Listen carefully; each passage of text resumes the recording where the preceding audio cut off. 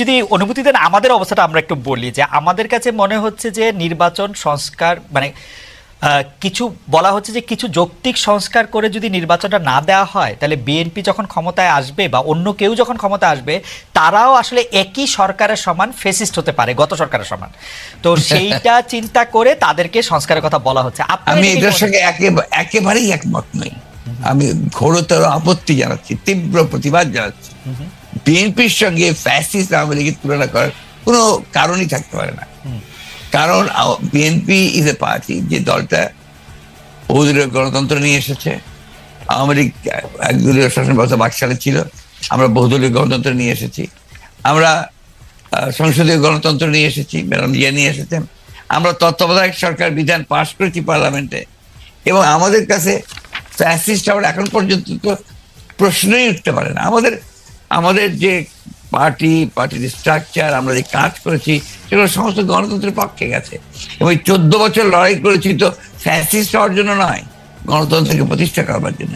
সুতরাং এই কথাগুলো যখন বলা হয় তখন এই কথাগুলো আমার কাছে মনে হয় যেটা আপনার শুধুমাত্র হয় কথার কথা বলার জন্য বলা হয়, অথবা বিএনপিকে আপনার ছোট করে খাটো করে দেখানোর চেষ্টা করা হয়। কিন্তু এইখানে তো পাশাপাশি আরো দুইটা সত্য আছে। একটা সত্য হচ্ছে যে বিএনপিও তো আসলে ক্ষমতায় ভারসাম্যের কথা বলছে, এবং সেই ক্ষমতায় ভারসাম্যের কথা বলতে গিয়ে এই প্রধানমন্ত্রী, উপপ্রধানমন্ত্রী, রাষ্ট্রপতি, উপরাষ্ট্রপতি জাতীয় সংস্কারের কথা বলছে, এই বিষয়টি যেমন আছে। এবং বিএনপিও রাষ্ট্র ক্ষমতায় ছিল, তখনও বিএনপিতে আসলে ক্ষমতার ভারসাম্য আছে কিনা সেটা নিয়ে প্রশ্ন উঠেছে। আবার আপনি যদি আমাকে অনুমতি দেন আমি বলবো যে বিএনপির একজন খুব গুরুত্বপূর্ণ শীর্ষস্থানীয় নেতা জনাব মওদুদ আহমেদ, আমি তাকে কোট করছি, তিনি লিখেছিলেন আমরা ক্ষমতায় গেলে বিএনপি সাফল্য হবে আরও কম, কারণ দলটির শাসন কৌশলে কোনো উন্নতি হয়নি, দলটিতে নেই কোনো আত্মোপলব্ধি এবং আত্মসংশোধন শব্দ দুটির অস্তিত্ব। অর্থাৎ এরকম কথা কিন্তু আছে। মওদুদ আহমেদের কথাই যে আপনার চূড়ান্ত কথা তা তো নয়। জি, মওদুদ আহমেদ তার দৃষ্টিকোণ থেকে তিনি ওই কথাগুলো বলেছেন। আমি তো মনে করি যে কথাগুলো সঠিক নয়। বিএনপি একটা পার্টি, যে পার্টিটা আপনাকে গণতন্ত্রকে রিইন্ট্রোডিউস করেছে, মাল্টি পার্টি সিস্টেম ইন্ট্রোডিউস করেছে, যেটা আগে আমি বললাম, আর রিপিট করতে চাই না। তো বিএনপিকে ওই দলের সঙ্গে বা ভাই দলের সঙ্গে তুলনা করাটাকে আমি মনে করি এটা একটা সঠিক তো নয়। আমি মনে করি এটা একটা উদ্দেশ্য প্রণোদিত। আচ্ছা, আরেকটি ব্যাপার সেটি হচ্ছে আমার আগেকার প্রশ্নের সাথে সম্পর্কিত, যে গণ অভ্যুত্থানের মুখে শেখ হাসিনার দেশ ছেড়ে পলায়ন, আওয়ামী লীগের নিষ্ক্রিয়তা এক ধরনের মানে আওয়ামী লীগ দেশের রাজনৈতিক প্রেক্ষাপট থেকে বাদ হয়ে গেছে, কেউ কেউ আমাদের মিডিয়ার ভাষায় কেউ কেউ বলছেন যে একটা -1 হয়ে গেছে। অন্তর্বর্তী সরকারকে নিয়ে কোনো -2 সংখ্যা কি আছে? কেন এই প্রশ্নটি উঠছে সেটিও আমি বলি, যেটা কিছুটা আপনি আগেই প্রশ্ন করেছেন যে আওয়ামী লীগ আমলে কিন্তু আমরা দেখেছিলাম যে বেগম খালেদা জিয়ার চিকিৎসার জন্য বারবার বলা হচ্ছিল, কিন্তু 3.5 মাস পরেও বেগম জিয়া এখনও দেশে আছেন, তারেক রহমান সাহেব এখনও দেশে ফিরেন নাই। তো এইটার ক্ষেত্রে কি -2 কোনো আশঙ্কা আপনাদের মধ্যে রয়েছে কিনা অন্তর্বর্তী সরকারকে নিয়ে? এই -2 তো এসেছিল আপনার 1/11-এ।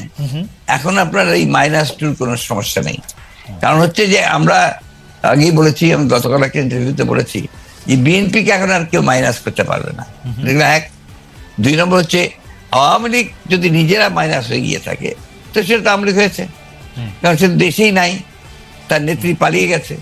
সুতরাং আপনার এই জায়গাতে তো তারা নিজেই চলে গেছে। এখানে একটা জিনিস আমাদের সবসময় মনে রাখতে হবে যে রাজনৈতিক দলটি পলিটিক্যালি ব্যাংক্রাফট হয়ে যায়। আওয়ামী লীগ তো এখন আসলে পলিটিক্যালি ব্যাংক্রাফট একটা রাজনৈতিক দল। আমি আগে থেকেই বলছিলাম কথাটা আর কি। তারপর রাজনীতি নেই, সে ক্ষমতাকে এমন ভাবে ব্যবহার করেছে তাদের ব্যক্তিগত স্বার্থে, দলীয় স্বার্থে না, প্রত্যেকের ব্যক্তিগত স্বার্থে। They have minted money like anything. দেশকে তারা একেবারে ফোকলা করে দিয়েছে, এবং সেই দেশকে ফোকলা করে দিয়ে পালিয়ে গেছে, এবং এটা জনরোষে পালিয়েছে। নর্থের যে কোনো মিলিটারি কু বা কিছু হয়েছে, পিপলস রেট, জনরোষ, সেই রোষে তাকে পালিয়ে জীবন বাঁচাতে পালিয়ে যেতে বাধ্য হয়েছে। এই বিষয়গুলো আমাদের মাথায় রাখতে হবে। আমরা কোনো মতেই যেন চেষ্টা না করি এটাকে কোনো মতে খাটো করা।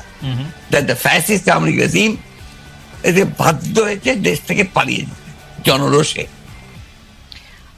ওকে, গত 15 বছরে আওয়ামী লীগের শাসনকে যে ফেসিবাদী বলা হচ্ছে, এবং তার যে পালিয়ে যাওয়াটা, যেটি আসলে আপনি এখন বর্ণনাও করলেন, দুর্নীতি, তারপরে নানা ধরনের নানা কারণে, কিন্তু তার পেছনে আপনাদের আমলে যে 20 বছর আগে 21 আগস্টে গ্রেনেড হামলা, বিচারকদের বয়স বাড়িয়ে তত্ত্বাবধায়ক সরকারকে প্রশ্নবিদ্ধ করার মাধ্যমে শেখ হাসিনাকে কর্তৃত্ববাদী শাসনের দিকে নিয়ে যাওয়া, এ নিয়েও আসলে নানা ধরনের আলোচনা আছে। এই দুটি ঘটনা যদি হাইন্ডসাইট আপনি একটু দেখেন, যে মানে যেগুলি হচ্ছে ক্রাইমের ঘটনা, অর্থাৎ হচ্ছে 21 আগস্টের গ্রেনেড হামলা, 10 ট্রাক অস্ত্র, আবার অন্যদিকে তত্ত্বাবধায়ক সরকার ব্যবস্থাটাকে একটা এরকম জায়গায় নিয়ে যাওয়া, এই দুটিকে আপনি আপনার মূল্যায়ন আমরা একটু শুনতে চাই যে দুটি। আপনার 21শে আগস্টের যে ঘটনা, এই ঘটনার সঙ্গে বিএনপিকে জড়িত করা এবং বিশেষ করে তারেক রহমান সাহেবকে জড়িত করা, এটা পুরোপুরি ভাবেই রাজনৈতিক উদ্দেশ্য প্রণোদিত। এটা কোনো মতেই বিএনপি এর সঙ্গে জড়িত তো নয়ই, বরঞ্চ আমি মনে করি যারা বিএনপিকে শত্রু হিসেবে চেনে তারা জড়িত, এবং এখানে বেনিফিশিয়ারি কারা হয়েছে সেই বিষয়টা আমাদেরকে অবশ্যই লক্ষ্য রাখতে হবে। 21শে আগস্টের মামলায় who was the beneficiary? Beneficiary was Awami League. কারণ বিএনপি ক্ষমতায় থেকে সে এমন কোনো ঘটনা ঘটাবে কেন যে ঘটনাটা তার বিপক্ষে যাবে? এটা গেল 1 নম্বর।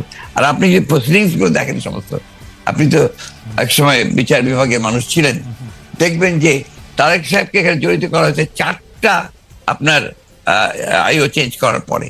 সর্বশেষ যে আইও নিয়ে আসা হয়েছে সে হচ্ছে আওয়ামী লীগ দলীয় ভুক্ত কাহার এখন যে আপনার নিজে থেকেই তাদের নির্দেশে সে এই চার্জশিটটা করেছে, যেটা কোনো সম্পর্ক নেই।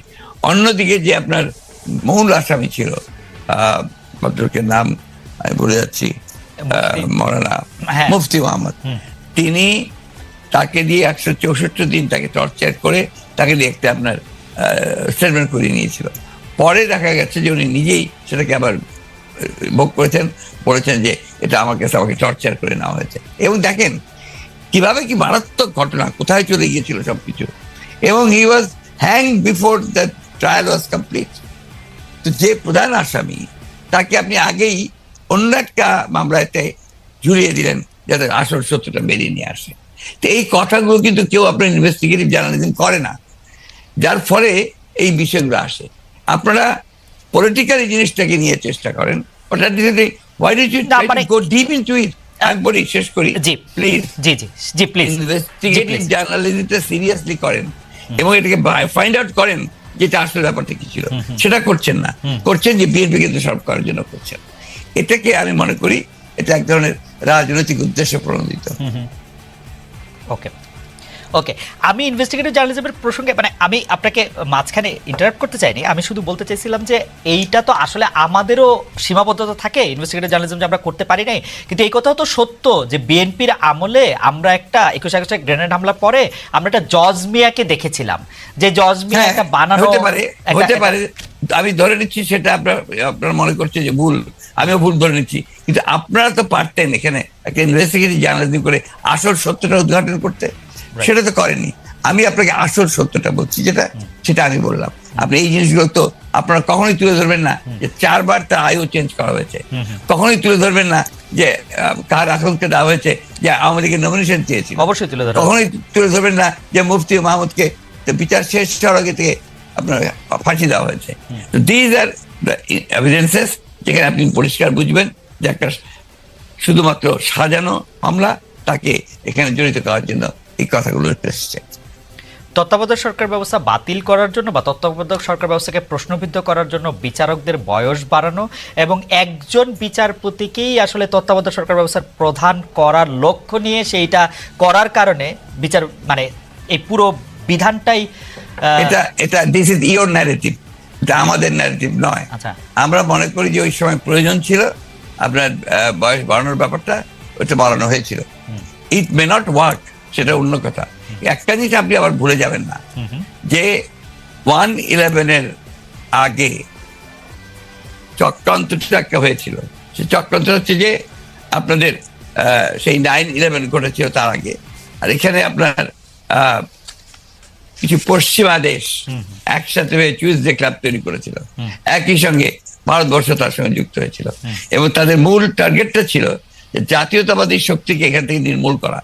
এবং যেহেতু তারেক রহমান সাহেব জাতীয়তাবাদী শক্তির উঠতি নেতা ছিলেন, হি ওয়াজ দ্য রাইজিং লিডার, সুতরাং তাকে আপনারা মেলাইন করার জন্য। আমি প্রথমে আপনাকে ক্লিয়ার করি, আজকে প্রবাসী কল্যাণ মন্ত্রণালয় যখন গিয়েছিলাম তখন একজন সাংবাদিক আমাকে প্রশ্ন করেছিলেন, ওনার ধারণা ছিল এটা হচ্ছে আমার মন্ত্রণালয়ের বিষয়।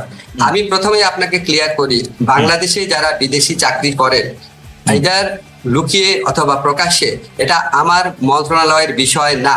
আমি হচ্ছে বিদেশে যারা বাঙালি চাকরি করেন সেটা আমার মন্ত্রণালয়ের বিষয়। আমি আমার 3টা মন্ত্রণালয়ে এত ব্যস্ত থাকি, আমি আপনাকে অনেস্টলি বলি, আমার প্রথম 1 মাসে আমি 3-4 ঘন্টা ঘুমাতাম, আমি 16 ঘন্টা কাজ করেছিলাম। আমি শুক্রবার দিন অফিস করতাম, সচিবালয় সবাই আছে, আপনারা খবর নিয়ে জিজ্ঞেস করেন। অবশ্যই। ফলে আমি আমার মন্ত্রণালয়ের বাইরে অন্য কোনো কিছু দেখার সুযোগ পাই নাই। তবে এই মন্ত্রণালয়ে যিনি কাজ করেন, যারা কনসার্ন অথরিটি আছে, আমি তাদের কাছে কিছু কিছু জিনিস জানতে চেয়েছি, আমি এখনো সঠিক উত্তর পাই নাই। আপনি জানেন বিডা সহ বিভিন্ন প্রতিষ্ঠান রিঅর্গানাইজ করার কাজ চলছে। আমি আপনাকে এইটুকু অ্যাসিউরিটি দিতে পারি যে অন্য কোনো উদ্যোগ থাকতে পারে, কিন্তু আমার উদ্যোগ অবশ্যই থাকবে।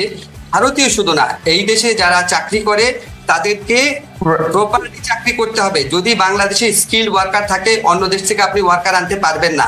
যারা কাজ করে তাদের প্রকৃত বেতন দেখায় কাজ করতে হবে, জব পারমিট লাগবে, তাদেরকে লিগাল পথে টাকা পাঠাতে হবে।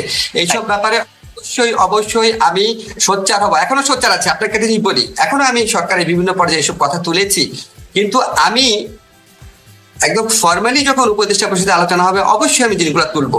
কিছু কিছু ব্যাপার আমি কোথায় প্রশ্ন করছি, কোথায় উত্তর জানতে চাচ্ছি, আমি আপনাকে সবকিছু এখন বলতে পারবো না। তবে এটা আমি আপনাকে কনফার্ম করি, অবশ্যই এই ব্যাপারে আমার দৃষ্টি থাকবে।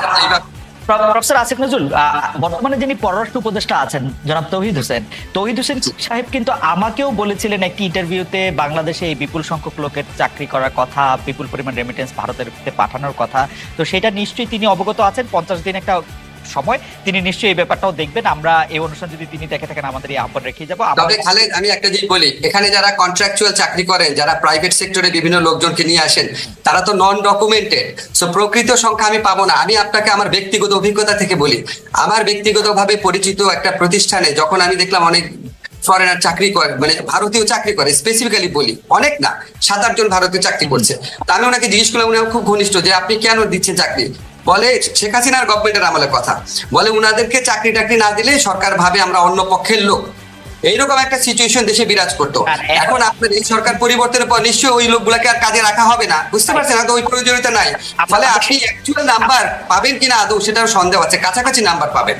আমরা সেই হিসাবটি দেখতে চাই।